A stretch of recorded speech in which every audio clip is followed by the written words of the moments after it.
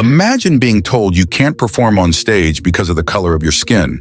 Now picture becoming the best-selling artist since Elvis Presley at that same record label. In 1966, one man walked into RCA Studios, about to change country music forever. But the label had a strange request. Don't send photos to radio stations. They were hiding something from their audiences, something that would spark both outrage and revolution in Nashville. What followed was 3 decades of #1 hits, 70 million records, and a story that almost never happened.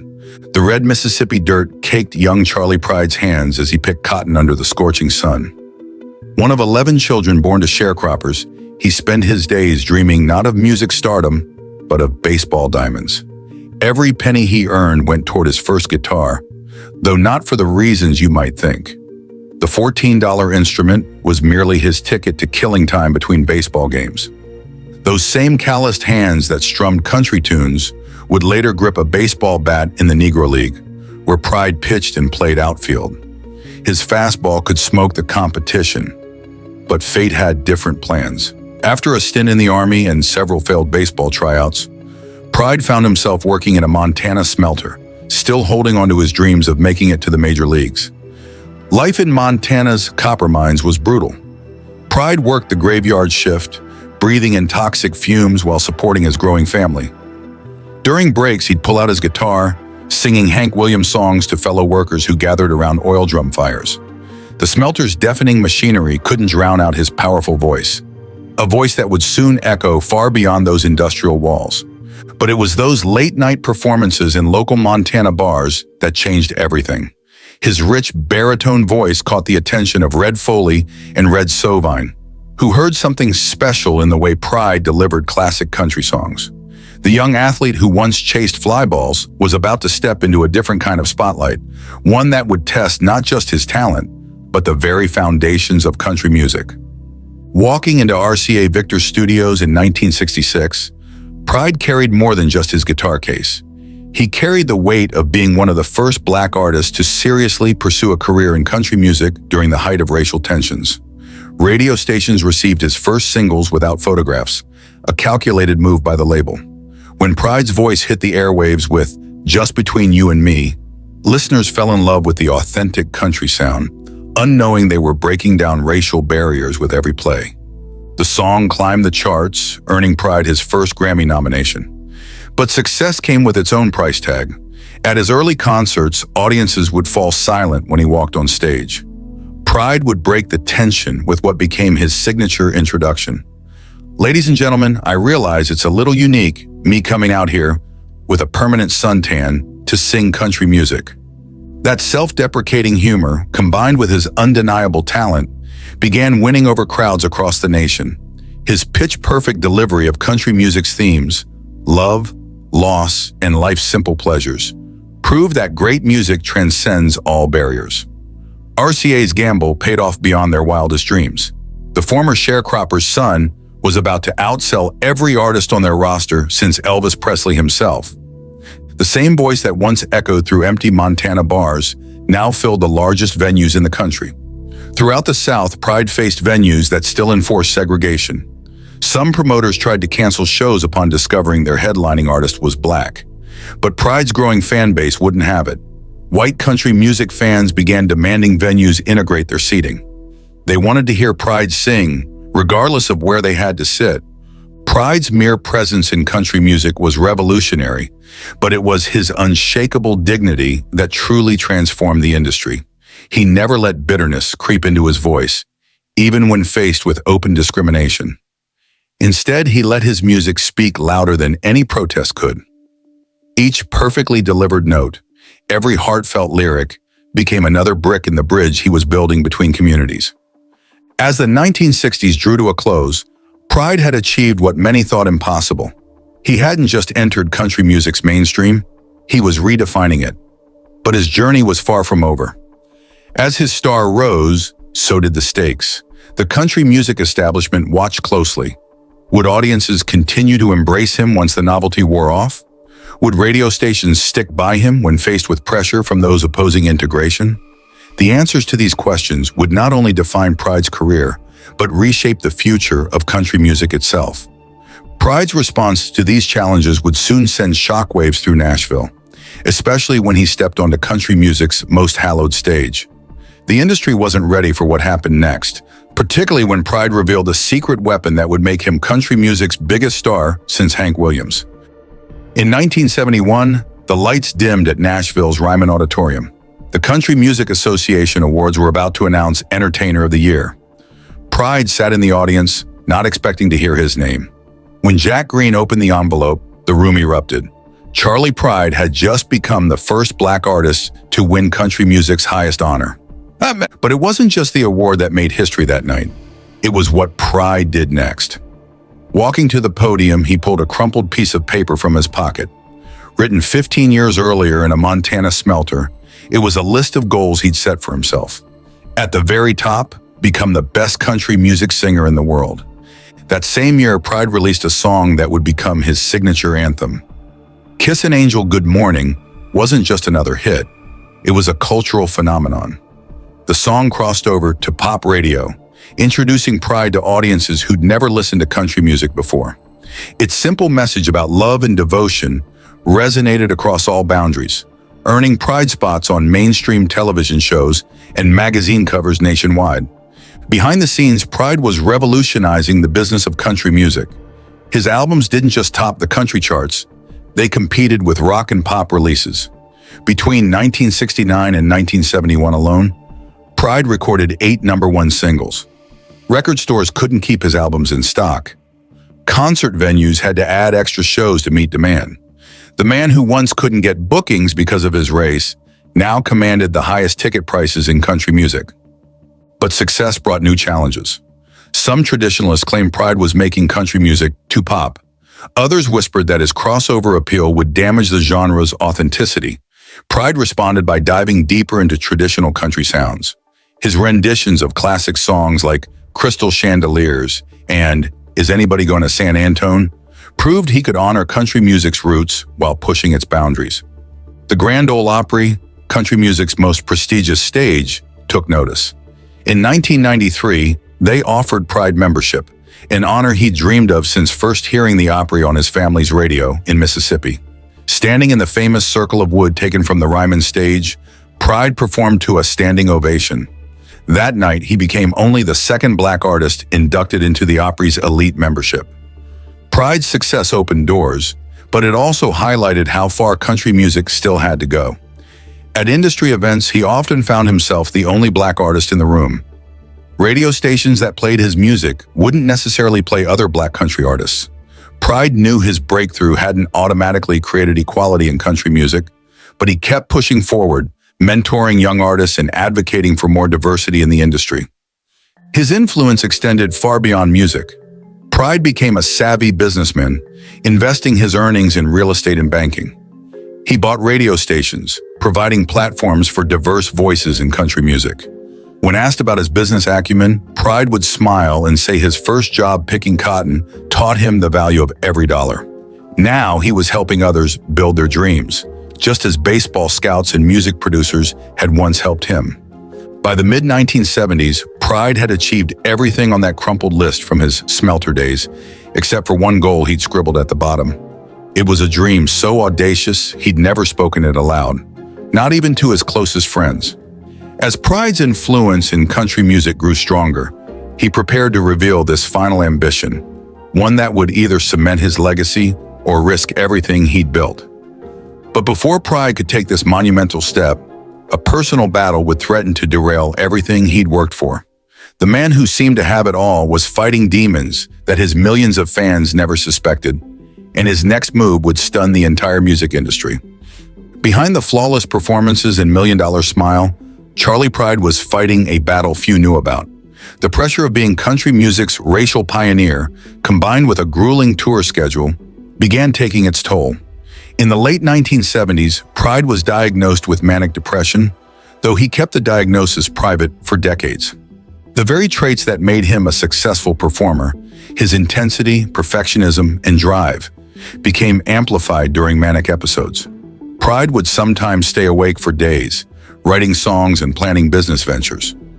Then the depression would hit, making it nearly impossible to leave his hotel room. But the shows never stopped. Night after night, Pride would step onto stage, delivering pitch-perfect performances while wrestling with his internal storms. His wife Rosine became his anchor during these turbulent times. Their love story had begun in 1956 when Pride was still playing baseball in Memphis. A friend introduced them at a game, and Pride was instantly smitten. Even then, Rosine saw something in the young athlete that went beyond his baseball dreams. She believed in his musical talent long before Nashville did, supporting every career pivot and managing their growing business empire. Together, they faced more than just mental health challenges. The couple navigated the complexities of an interracial marriage in an era when such unions were still illegal in many states. They built their first home in a North Dallas neighborhood where real estate agents tried to block their purchase. Pride's response was characteristically dignified. He simply bought the whole development and became his own neighbor's landlord. Pride approached his mental health struggles with the same determination that had carried him from the cotton fields to country stardom. He sought treatment, worked with doctors to find the right medication balance, and gradually learned to manage his condition. More importantly, he began to see his experience with manic depression not as a weakness, but as another barrier he could help break down. The man who had once hidden his race from radio stations now made a bold decision.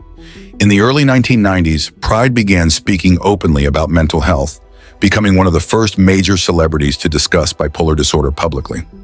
Just as his music career had opened doors for other Black artists, his candor about mental health helped countless fans feel less alone in their own struggles. This openness came with risks. Some industry executives worried that Pride's disclosure would make him seem unreliable. Concert promoters questioned whether he could handle lengthy tours. But Pride had built his career on defying expectations. He continued performing over 200 shows annually, proving that mental health challenges didn't define his capabilities. Rosine remained by his side through it all, their partnership growing stronger with each challenge. While other country music power couples made headlines for dramatic splits, the Pride celebrated decade after decade together. Their secret? According to Pride, it was simple. When you find someone who believes in your dreams even more than you do, you never let them go. The stability of his marriage allowed Pride to take creative risks in his career. He experimented with different sounds, collaborated with new artists, and continued pushing boundaries. Even as country music evolved through the 1980s and 1990s, Pride's authenticity kept him relevant. His struggles had deepened his interpretation of country music's emotional themes, adding new layers to his performances of both classic hits and new material. But as Pride entered his golden years, the country music landscape was changing dramatically. Just as he prepared to slow down and enjoy the fruits of his success, an unexpected opportunity arose, one that would force him to decide between preserving his legacy and taking one final monumental risk. At an age when most artists settle into quiet retirement, Charley Pride doubled down on his musical ambitions. In 2017, at 83 years old, he released Music in My Heart, an album that proved his voice hadn't lost an ounce of its power. The record wasn't just another addition to his catalog. It was a deliberate statement about country music's roots at a time when the genre was moving toward pop-influenced sounds. Pride watched as country music evolved through the 2000s and 2010s. While some veterans complained about the changing sound, Pride took a different approach. He became a mentor to rising stars like Darius Rucker, sharing not just musical advice but hard-earned wisdom about navigating the industry as a Black artist. When young performers sought his guidance, Pride would invite them to his Dallas home, where platinum records lined the walls and stories filled the air. His influence extended far beyond individual artists. Pride began using his platform to challenge country music's ongoing diversity problems. At industry events, he'd point out that while he'd broken barriers decades ago, the doors hadn't stayed open as wide as they should have. Yet Pride never lost his optimistic outlook. He worked behind the scenes, meeting with label executives and radio programmers, advocating for talented artists of all backgrounds. The accolades continued flowing in. The Grammy Lifetime Achievement Award in 2017 recognized not just his musical contributions, but his role in transforming American culture.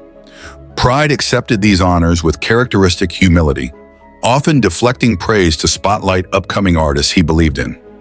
His presence at award shows became a bridge between country music's past and its future, as he championed both traditional sounds and new voices. Despite health challenges that would have sidelined other performers, Pride maintained a touring schedule that artists half his age would find daunting.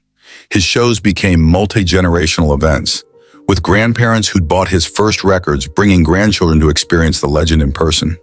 Every performance included his signature move, telling the story behind each song, turning concerts into intimate gatherings despite their size. In his Dallas recording studio, Pride continued experimenting with new material. He collaborated with unexpected partners, recorded duets with contemporary artists, and never stopped pushing his creative boundaries. The man who had once been told he couldn't enter country music was now one of its most respected elder statesmen, his influence felt in every corner of the industry. But Pride's most significant late-career contribution might have been his role as a historian. He became the living memory of country music's civil rights journey, preserving stories of both progress and setbacks. In interviews, he shared detailed accounts of his experiences, ensuring that future generations would understand both how far country music had come and how far it still needed to go. As the 2020s approached, Pride faced a choice that would define his final chapter. The Country Music Association wanted to honor him with their Willie Nelson Lifetime Achievement Award during a pandemic. The ceremony would require him to travel and perform in person. Some advised him to accept the award virtually, but Pride had never been one to take the safe route.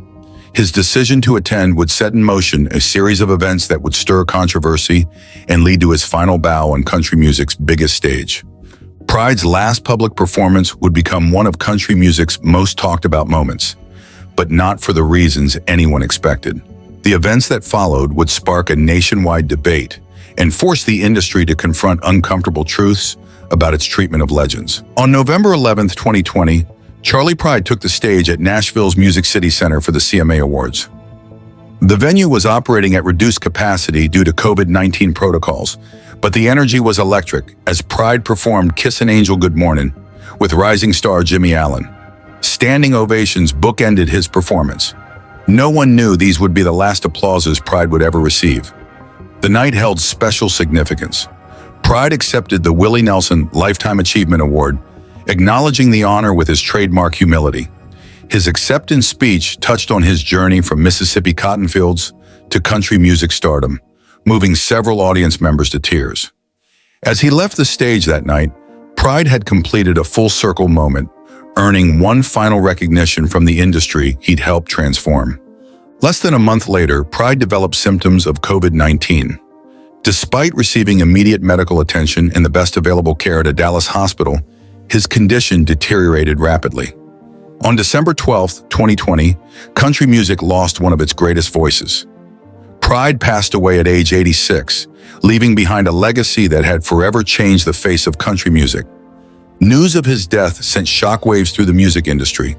Social media filled with tributes from artists whose careers Pride had influenced or directly helped launch. Controversy erupted as some questioned whether the CMA Awards ceremony had played a role in Pride's exposure to the virus. The CMA quickly released a statement detailing the strict COVID-19 protocols that had been in place, including regular testing of all performers and staff. Pride's family stepped forward to address the speculation.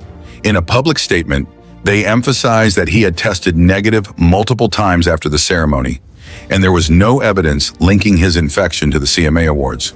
They asked that instead of focusing on controversy, people should celebrate Pride's remarkable life and achievements. The music world honored their request. Radio stations across the country played Pride's hits back to back. The Grand Ole Opry left the spotlight empty during what would have been his segment, a rare tribute reserved for only the most legendary performers. In Dallas, fans created an impromptu memorial outside Pride's recording studio, leaving flowers, cards, and copies of his albums. His final album, released just 3 years earlier, took on new meaning. Songs like Standing in My Way and Reality seemed to capture Pride's determination to keep performing despite the risks. Even in his 80s, he had continued pushing forward, refusing to let age or circumstance stand in his way. This same spirit had carried him through every barrier he'd faced in his remarkable career. In the days following Pride's passing, a striking detail emerged about his final performance. Despite knowing the risks of performing during a pandemic, Pride had insisted on attending in person. He wanted to show support for the new generation of Black country artists, particularly his duet partner, Jimmy Allen. His last public act had been consistent with his entire career, breaking down barriers and building bridges for those who would follow. Pride's death marked the end of an era, but something unexpected happened in its wake. The conversations his passing sparked would force country music to confront its past and reshape its future in ways that would have made Pride both proud and surprised. The numbers alone tell an extraordinary story. 29 #1 hits, over 70 million records sold, and more than half a century of breaking barriers. But Charley Pride's true legacy extends far beyond statistics. Following his passing, a remarkable shift began taking place in country music. The very changes Pride had spent decades quietly advocating for started gaining momentum.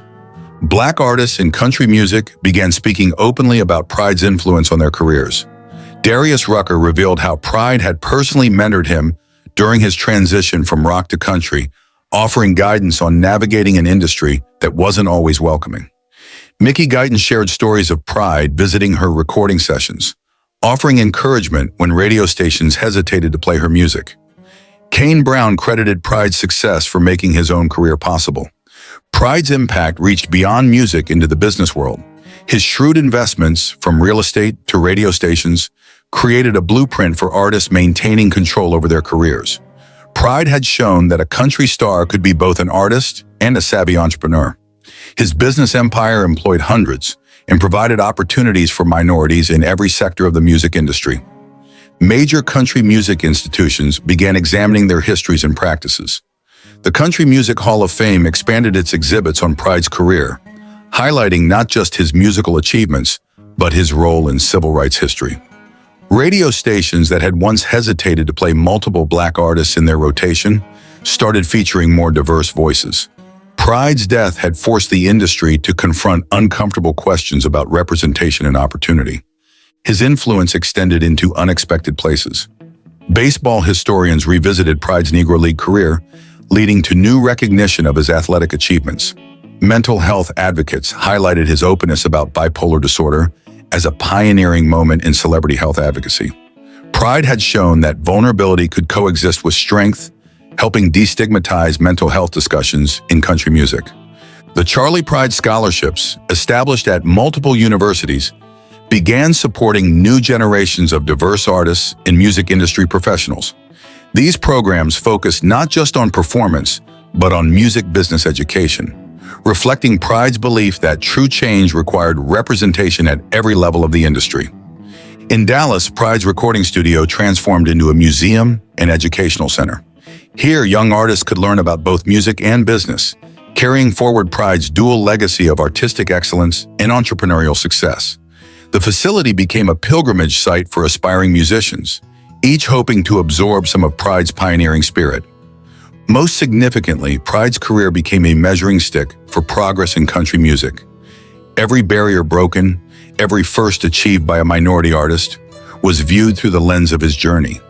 Had the doors he opened stayed open? Had the path he blazed become wider? These questions sparked uncomfortable but necessary conversations throughout Nashville. Yet as country music grappled with Pride's legacy, a discovery in his personal archives would reveal one final unfinished mission, a dream so bold that Pride had never shared it publicly. The man who changed country music still had one last barrier to break. In 2024, country music stands at a crossroads. The genre that once hesitated to embrace Charley Pride now features diverse artists topping the charts. Yet every new milestone serves as a reminder of the groundwork Pride laid decades ago.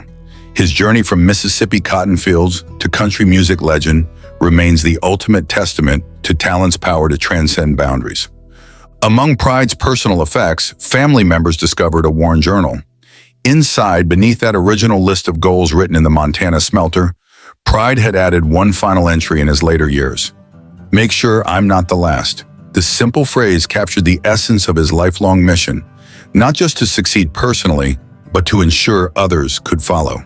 Today, when artists like Jimmy Allen, Mickey Guyton, or Kane Brown take the stage at the Grand Ole Opry, they step into the house that Pride helped build. Every note they sing carries an echo of that rich baritone voice that first proved country music's soul knows no color. Their success honors Pride's legacy while pushing it forward into new territory. Looking back at Pride's remarkable journey, one question emerges. How different would country music look today without Charley Pride? The answer lies not just in the barriers he broke or the records he sold, but in the doors he kept propping open for others long after achieving his own success.